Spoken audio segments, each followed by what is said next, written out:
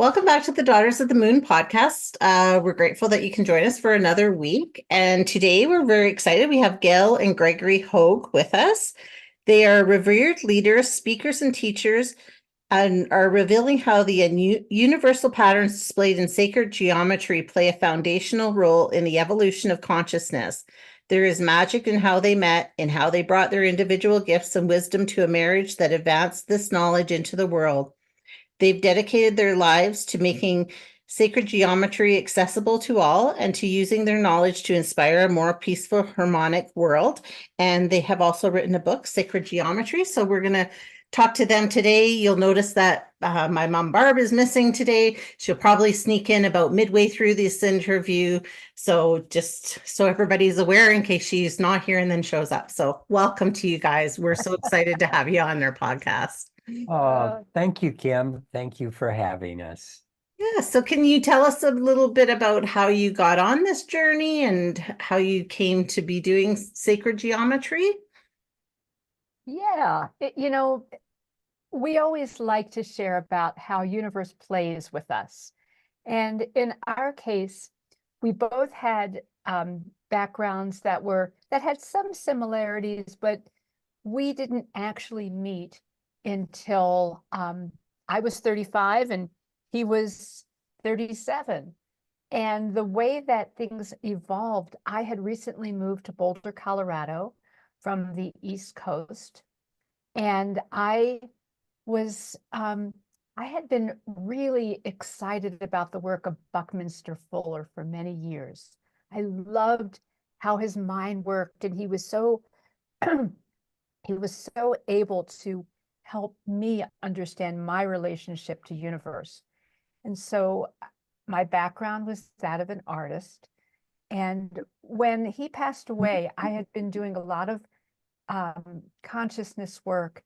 I was working as a channel as well, because I believed that when someone passes, their consciousness still exists. And so if we open our hearts and minds to that, we can interact with it.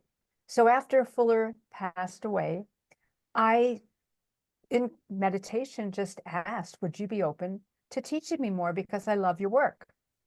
And what happened was, after a few times of asking, I saw him coming to me, and I started to get these wonderful lessons about geometry and all the things that had been part of his teachings. And it got to a point where it was much too specific for what I could handle, because I don't have a math and science background.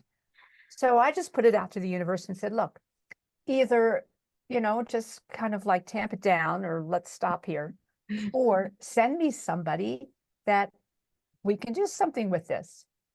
Well, it was probably just a couple of weeks after that request that I bumped into Gregory in there was a home that a friend of mine had purchased. She was renovating it, and I was using some space as an art studio.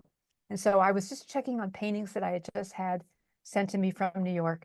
And he was in the garage looking at a table that he had, and he had a box of these geometries that had all these different tetrahedrons on it. Well, Fuller talked a lot about tetrahedrons. So I asked him if he knew the work of Buckminster Fuller. He said no, he had no idea. And I said, well, I think you may need to. So right away, what happened was we realized that there was some kind of interesting connection. Had no idea at that point what was going to evolve. But as I invited him to come to a session where I was going to bring through Fuller, I realized at that point that we had work to do together. And so it just sort of evolved from there. And that was in the spring of 1985. And in November, we were married. And we've been doing this work together for close to 40 years. Wow, that's amazing. And it just goes to show, right? When the universe has a plan, it has a plan.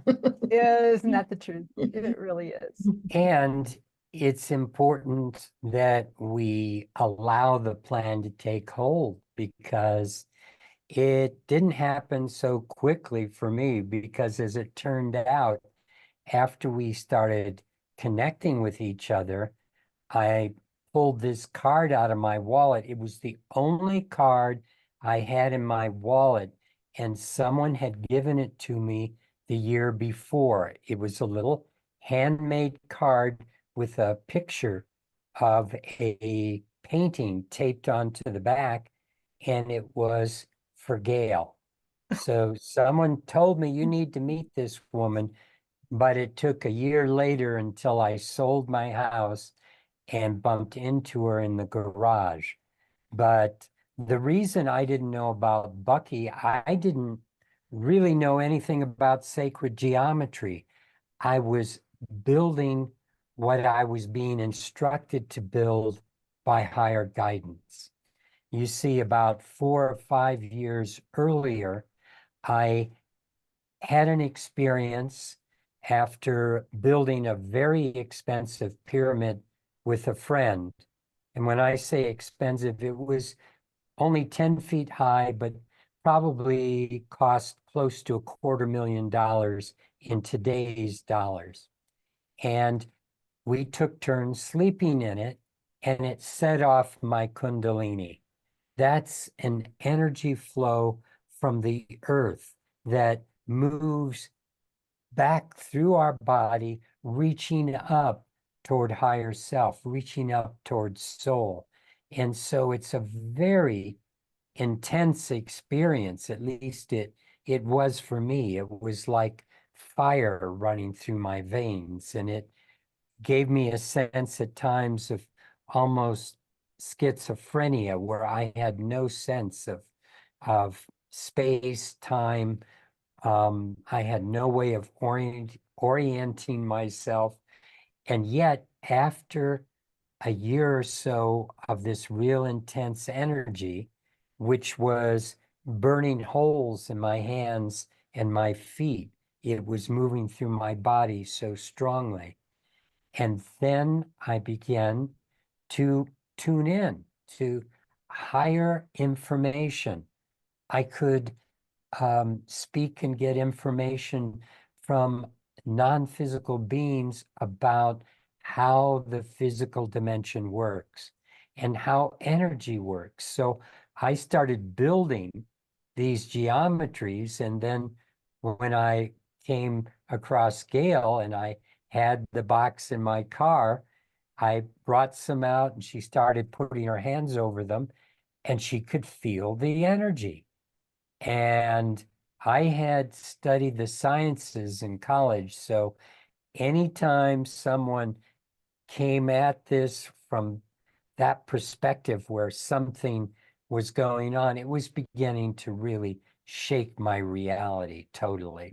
And yet, here we are 40 years later, after working together, building these different geometries that you see between us, and we found ways to put them on pendants around our neck, and they move energy. They work with energy from a standpoint of what we call sacred geometry. That's really neat. So these ones that you have between the two of you, these are ones you've created, you said. And so do you get like, is this stuff you channel down then to be able to create these different shapes? Is there meanings with them that you could explain to us?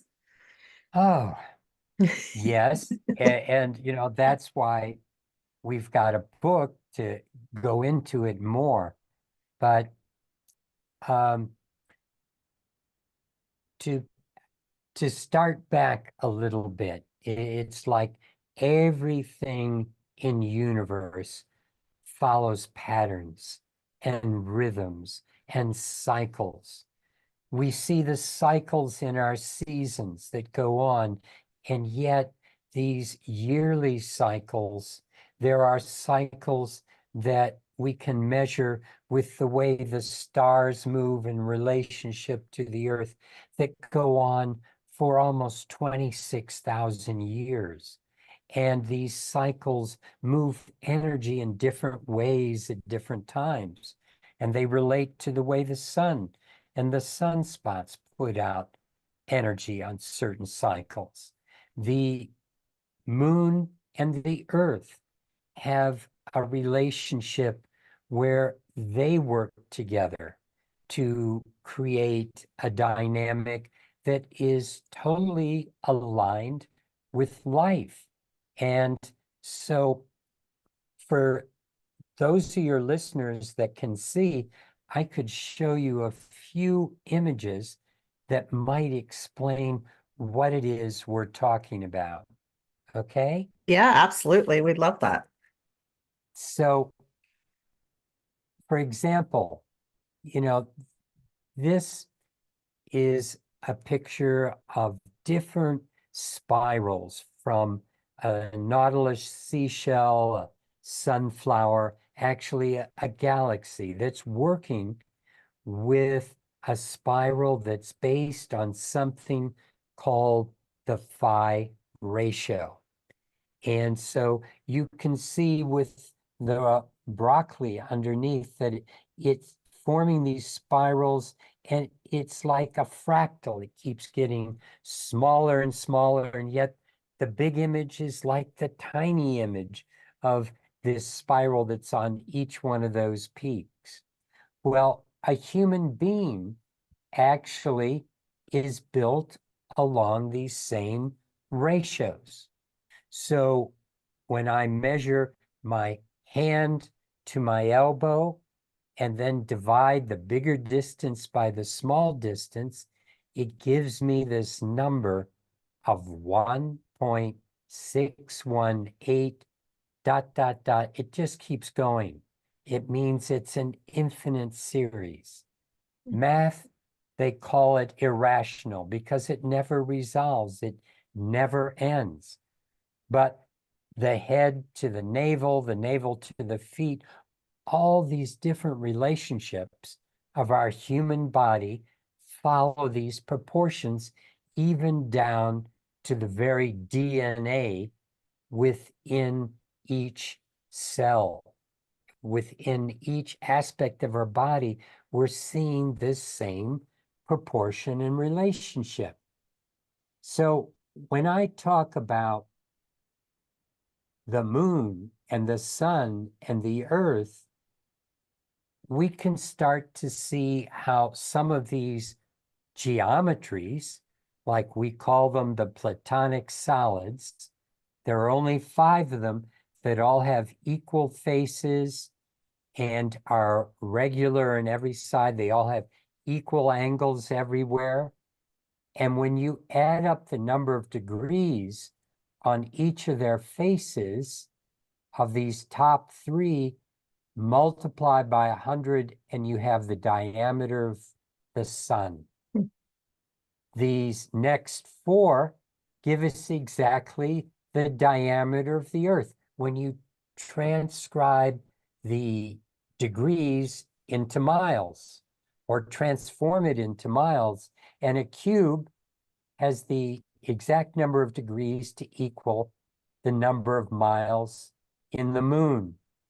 So when we see these kinds of relationships in universe, and then we start taking the diameter of the moon and the diameter of the earth together, they create this geometry. And so what we're talking about now is this geometry that's sitting next to me is based on the way the moon and the earth dance together and the way their diameters work. There's a harmonic relationship.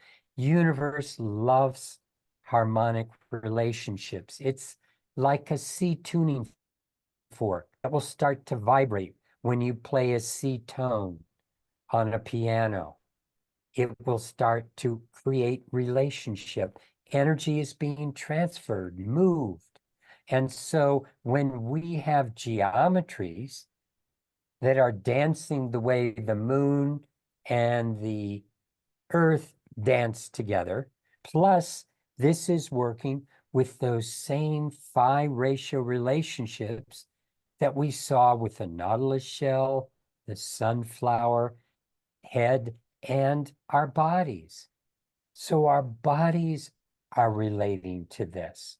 And when we bring these geometries into an environment and we spin them or hold them or sit and meditate under them, we can start to feel the energy of something that is natural, and it's an archetype.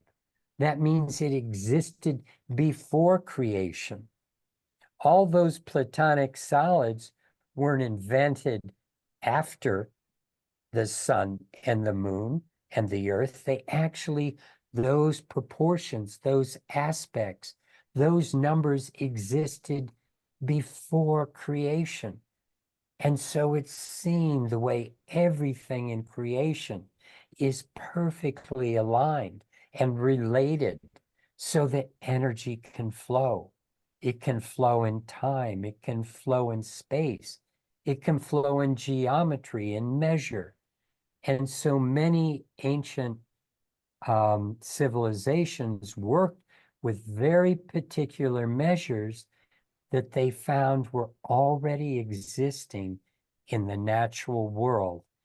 And we're doing it today, often without even realizing what a mile is, because it works with all of these measures so perfectly, even into the other planets that we haven't talked about. So that's how these geometries, trying to squeeze it into a short little understanding nutshell, how they work with energy and how we can start to work with a more natural energy in the midst of all the chaos that's going on today in our environment. Yeah, that's interesting. And I think, it'd be interesting to see what people are drawn to as far as the shapes and things like that, to know. I feel like you'd be drawn to something that you need in your life to either enhance it or to shift you up into the next level. So in your book, does it go into depth a little bit for people when they are reading it? It does. And we spend the majority of the book helping people understand, to begin with, consciousness, because when it comes down to it, everything is consciousness. And so we live in an existence where it appears as if things are separate, and yet we are all one. And we're explaining to people how this unity works, because, we start just basically everything is energy. And so energy then, in its pure form, doesn't have form. So in order for it to come into physical form, it has to have a channel. It slows down and has certain very specific rhythms and cycles and patterns that enable it to consistently create these forms that we see in nature, in our bodies, in everything that exists. So we start the journey with this book in talking about what is consciousness. And we are explaining to people that we're multi-dimensional beings. We're not just what we think of ourselves as, physical, because the physical qualities are really just a very small part of who we are. And yet we're educated, and all of our experiences and training are helping us more define our physical lives as opposed to our beyond physical lives. So we start the journey that way, and then we talk about, and I think the next important thing that we talk about is, well, what blocks consciousness, because there's a lot of stuff out there that challenges and distracts us from being totally who we are. And so we take that journey, and we really bring the point together that everything is about connection. We are meant to be connected to all, and yet we're living in this very separate kind of thing. one of the things I love about sacred geometry is that we go beyond that understanding that people may have, that they're living in a very crazy, chaotic universe. Well, it may seem like that from certain perspectives, and yet it's very specific, it's very precise, and it will keep generating and regenerating within those archetypes and patterns. So I think that gives us some clarity that we're within a context that is knowable at some level. You know, our brains may not be able to grasp it, but we can know it at different levels. So we then start to explore number, mathematics in a different way than what people have learned in their math and geometry classes. And it's really fun because as we're talking to people about our book, we will very often get the feedback, oh, if I had just learned this in math and geometry, I would have loved it. Instead of, being there going, oh, this is so boring. What am I going to do with it? And so anyhow, we bring another kind of reality out to people to help them see not only their relationship historically, what the relationships are. The ancient people understood this. They built their temples, they built the pyramids, they built monuments and things in very precise ways because they wanted these structures to be a place where people would be able to ascend to a higher knowing, a higher realm of who they are. And so that is part of what we also show in the book. And then the last part of the book, the last chapter, we share with people what we've been doing with this for almost 40 years. We are, we come from a place where we want to affect consciousness. We want to give people tools and ways of being able to reach to those higher aspects of who they are. And so we've created quite a number of different tools, from Gregory mentioned pendants, like what we're wearing right now, and we can show you a picture of that, to different structures. And people will be attracted to different ones at different times. Some of them might be more appropriate for physical healing. Some might be more appropriate for things like meditation. We meditate under a form that we call the Merkaba of Oneness in the mornings. And it's amazing that we can so quickly and deeply go into meditations so that we're reaching heights that sometimes would take many years for people to achieve because they're not in an environment that supports them. So everything that we have created helps people in the connections, those multidimensional connections that are so important for our lives, and yet we sometimes circumvent them and don't really spend the time to develop those aspects of ourselves.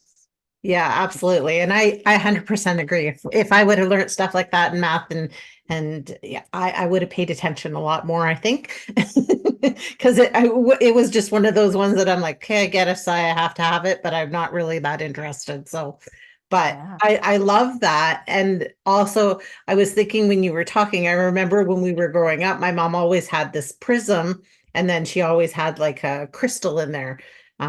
Just like a clear quartz crystal to kind of shift the energy in the room. So that was really neat. And the other thing when you were talking was when you were talking about the chaos in the world. And so it's like, I felt like it's almost like we have this organized chaos because there's lessons for us to learn from this chaos that is sort of pre-planned through time. And so I think that's really, it was a really interesting thing you said as well. And yeah, I love the shapes. I think they're amazing. And I'm super drawn to the top one, I must say, but You know, it is true that a lot of this that's happening, we can understand it as an opportunity to learn and grow. However, there are things happening on a scale that are so out of hand today that it is really serious, much more than we realize, because we're, as Gail said earlier, we're like an iceberg where the majority of us is hidden. And the parts that are hidden are like our emotional body, that some people can see the colors around a body in the non-physical, which reflect the emotions of that person, but most of us can't see that. And we also can't tune in to the future or the past on that level of where the mind sometimes has the ability to go. But those are like other dimensions of our reality, and yet we relate to them mentally and emotionally. And what's happening in our environment today is something that is so serious, it really makes climate change seem like nothing, because we don't realize that our humanity, our emotional body, our mental body is being affected by these energies that are blocking us. And so what I mean by that, it's like the electromagnetic pollution. It puts a kink in the metaphor I have on the left side of the picture is your soul is like a boat on top of the ocean pumping you air, and you're the deep sea diver down here on earth. Without our connection to soul, we would die. We would not exist. And yet that connection is being impinged upon by the electromagnetic pollution. Whenever we feel stress, we disconnect. Our negative emotions, all the anger, the fear, the sadness, the guilt, and the judgments and the belief systems, as well as the toxins, it's disconnecting us in this line of connection to soul. And so it is affecting the way people think. And there's going to be more and more sociopathic behavior. It's affecting the way that love can come into our lives. The compassion that makes us fully human can't come in as easily as we get caught up in these spirals of negativity. And people are literally, over the next hundreds and thousands of years, we could be losing our humanity unless we shift the way we are connecting. We can't get rid of our technology because that's what allows us to talk right now, and it keeps growing faster and faster. So what we need to do is bring in a balance, some things that we can do with our lives that will help to soften some of the negative effects of what technology is doing to us. What's happening when we're constantly on our phones and on small computers reading words, they found it affects the way we breathe. It affects the amount of oxygen that's coming into our brains, the way we're interacting with technology. And so these are all issues that are going to be more and more seriously seen. And so what we are suggesting is that by working with some of these geometries, some of these tools that are like being in nature, you know, that feeling you get when you sit next to a stream and the sun is shining down on your face and you are watching the bees and the butterflies and the birds and the trees. there's a shift that goes on. And science even says, get out into nature more to help reduce some of the stress and relieve some of the difficulties that are going on in your life with the negative emotions and so forth.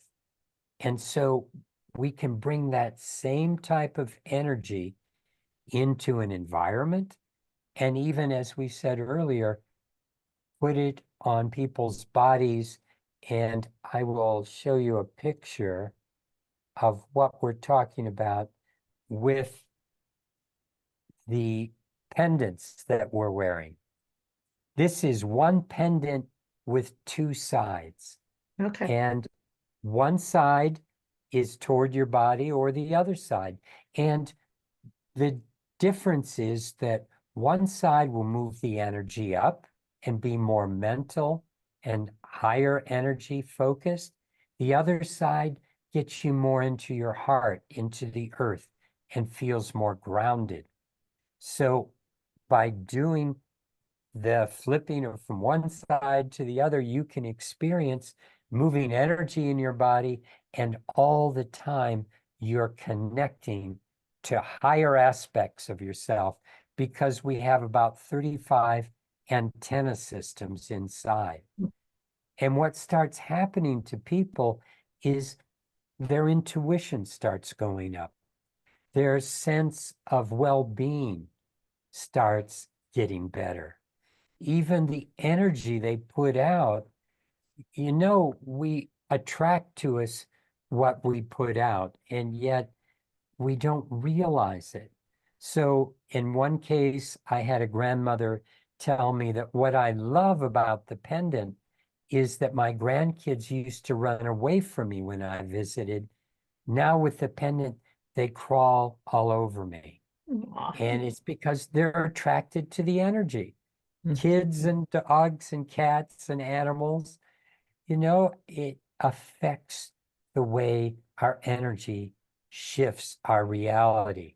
I had a prison guard tell me that prisoners treat him much nicer when he's wearing his pendant. And people that used to argue don't as much anymore. Families, I've had mothers where something has broken down and we fix it, and she says, get it back as quickly as you can, because my kids and my husband don't argue as much when it's running. Even in lawyers' offices, we've seen that shift. So much of the energy that we're projecting on each other today is really coming from the environment, and we don't realize it. We feel bad and we look around and say, oh, I don't feel so good. It must be your fault that I'm not feeling so good. And we blame each other. We blame the universe for not taking care of me the way I think I should be taken care of. Things not coming together. And yet it's that inside connection that makes a difference, because that's where the wholeness comes from inside. The love comes from the joy, the ability to manifest and create. It happens when we're connected to who we really are. Yeah. So by wearing these and having these shapes in and around you, you would help to block some of these, the electromagnetic stuff. And because I know that is like, you're right. We do need technology because it helps us share our knowledge with people and find our own knowledge. But we need to be away from it too, right? So it's such a hard thing to find that balance, like you said, of using technology for what should be used for, as opposed to almost the addiction that it has become in a lot of ways. So Yeah. yeah. So could Yeah, you sorry, go ahead. I was going to say that's a very important point. That's so true what you're saying. And there's a lot of people that'll say to us, well, will this block the EMFs and blah, blah, blah. And there's an important realization around that. And for one thing, whenever we want to block something, that's like protection. You know, what do you have that will protect me? That derives itself from fear. Fear is part of this issue. It's part of what disconnects us. So what we talk about is the connection. When we are fully connected, everything's flowing. It doesn't really matter what's going on out there in the same way. It's not going to have that kind of a detrimental effect. So the real important thing is focusing on connection. And the more that we are connected and understand and resonate with what our universe and what our being is really about, then things fall into place. And so, so that's, you know, the importance of connection and helping people understand that we really are all connected. Human beings long for connection. That's one of the things, you know, when we look at people who are suffering from loneliness and depression and all of that, they are disconnected and they are so desiring and needing the essential connections of being a human being.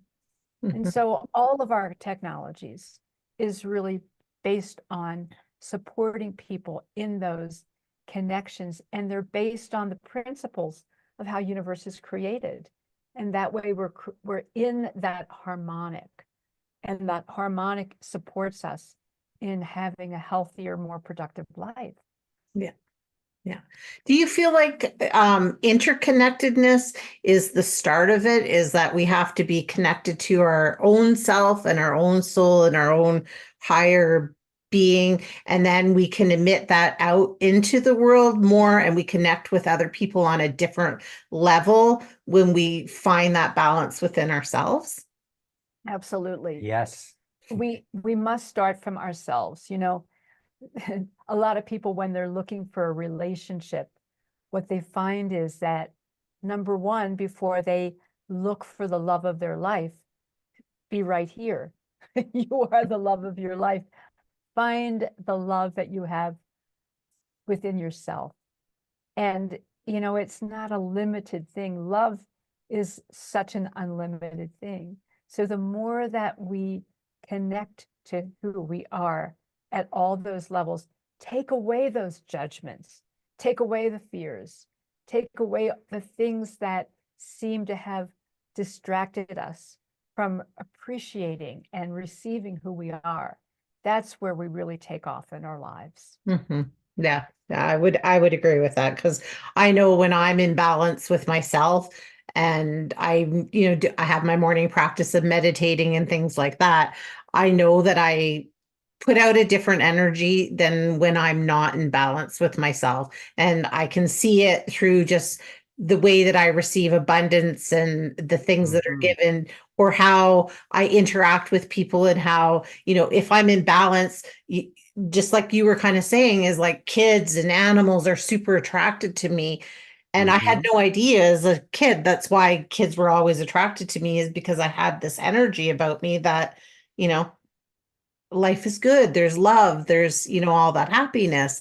And I think, for me, when I do my grateful journal every day, and I always am thankful for the abundance in my life.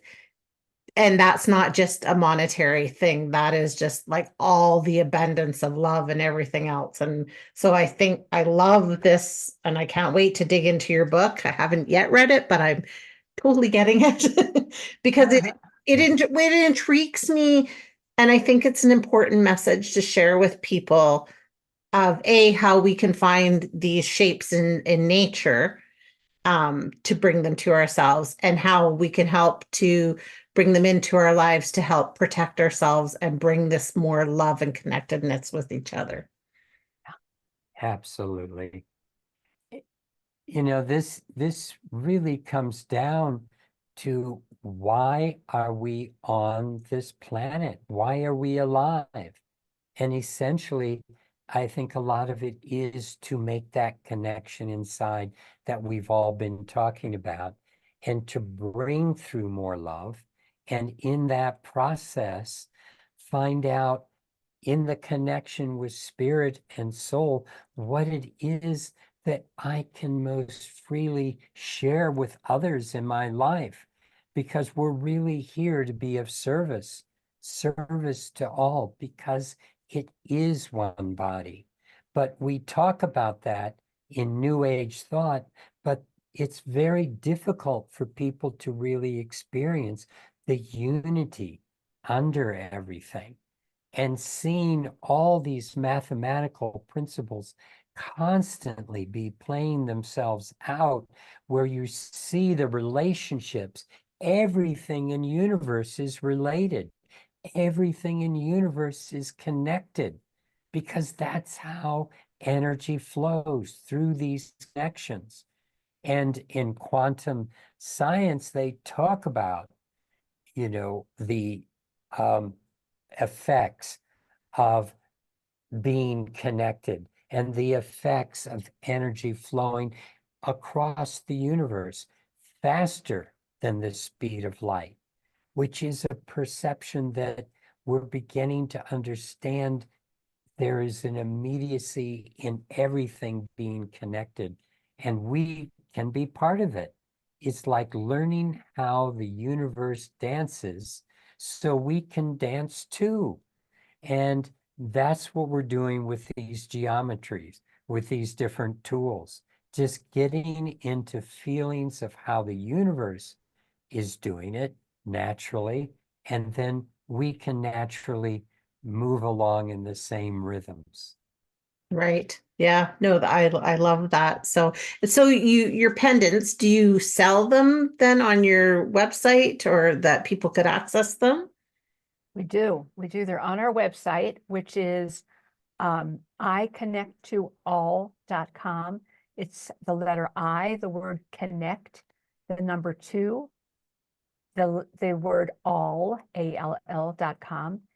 And we've got up on the screen right now, we're offering a free chapter of our book. The first chapter is What is Consciousness? And so if you go to iconnecttoall.com/chapter, you will be able to get the first chapter of our book. So you can get in, see how we talk, what we're about, and hopefully from there, order our book and take a look at all the things that we have. Yeah. We've been doing this work for close to 40 years. So we've developed lots of products. We come from it as being artists and people who've been on a conscious path, wanting to make a difference in the world. I was aware of that since I was about 3 years old, and had this epiphany where I didn't know what it was specifically, but all of a sudden I had this insight that my life had purpose. I was here to make a difference. Didn't know how, and I think that's our journey. But, I think that it's just what's been driving us both, and what we realized when we got together was that we could create tools for people that would support them in their journey. Because, when you were talking about balance before, I was thinking about something that many years ago, I was working as an artist in New York, and I was doing some work for the Joffrey Ballet. And I was doing some of the artwork in a rehearsal hall one day, and was talking afterwards to the choreographer, because I was watching these dancers, and the dancers would go to the edge of what appeared to be balance. And it was so interesting. And I said, how do you know where your balance point is? And you know what he said? He said, when you fall. And that always was something that I took to heart, because falling is not a bad thing. I mean, unless you really hurt yourself, of course. But we all are up against our edges. And that's so that we can move beyond wherever we might have set certain standards. And so that's what these dancers were doing. They were using the beauty and the agility of their body to be able to reach even further. And I find it very interesting that as we evolve, we find new balance points. And when we're just, I found this in my life anyhow, when everything is just sort of humming along, it's almost like get ready for something else to happen, because something in our being wants to push us to that next level. Yeah. And that's where I feel like tools are so helpful, because it gives us something that supports the process of growth. And the more we do that, we can stay connected to the universe, because the universe has all the answers. And so, having spent these last close to 40 years creating tools, it always delights me so much when I hear people say, since I got that pendant, my life has just changed. We were just talking to a woman the other day in Hawaii who had gotten one of our pendants. And shortly after that, she engaged in this wonderful relationship with this man who she's just having a fabulous time with. And it all just came together because we get into a place where we're able to reach to the next facet of who we are. Yeah. And we have what it takes to be able to do it. Yes. Well, I think that's very gracious that you guys have, do provide those things for people to help them enhance their life. So I think that's wonderful, as well as, sharing the first chapter of your book, because I think that's, it's a good thing for people to get that into them and find out more and how to raise themselves higher and show up better in the world, right? And so, yeah, if you had a final thought to leave with everybody, what would it be? Oh, there are no final thoughts because everything, I mean, when you understand universe, you see that everything is always changing and evolving and growing. And it's happening in cycles and spirals in wonderful ways. So I think what I would really urge people to do is work on how you can connect with the higher aspects of who you are. And there's so much out there.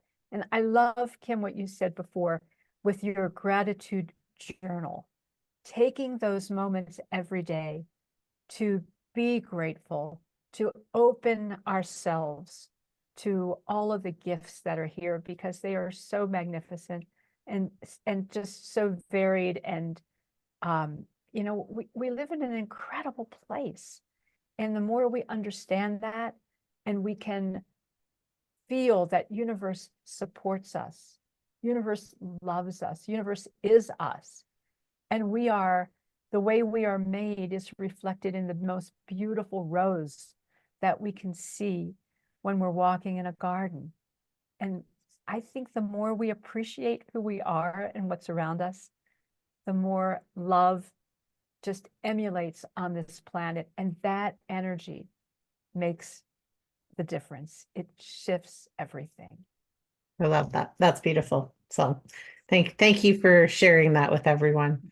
You're welcome. And for me, what I love is the question itself puts me into a space where I have no idea what I'm going to say. There are not pat answers for every time that question gets answered, or every time that question gets asked, excuse me. That's the thing. We are such creative beings, all of us. We don't have to put anything on repeat.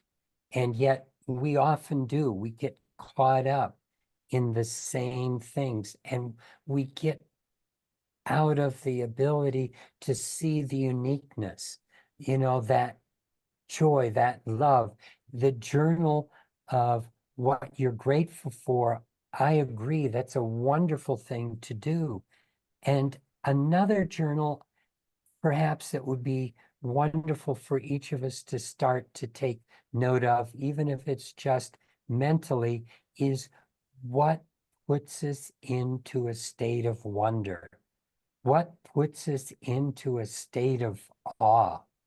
I mean, just to focus on a flower, focus on the way an animal is moving, focus on the way a child is playing with such abandon, such incredible engagement. Every time that child moves around, gets so totally into, this little bucket with sand, or this little rock that just has so many different colors in it. All the things in this universe that have such deep, profound meaning behind it. It's like when we can start to tap into that, something gets opened inside our heart, something inside our being that allows us to bring through more of that creative aspect that is there inside all of us.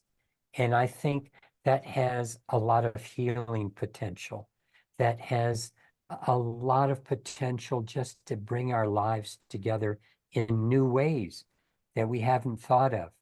But it all starts with just being so grateful to be here, and then looking for things that are just exciting, maybe because we've never looked at them in that way before. That's beautiful. I love that. So thank you for sharing that. And can you tell everybody where to find you besides your website? Well, let's see. We have a YouTube channel that is Sacred Geometry Tools. We have lots of videos that we've made over the years and captured different programs that we've delivered on our website, which, you saw the iconnectall.com.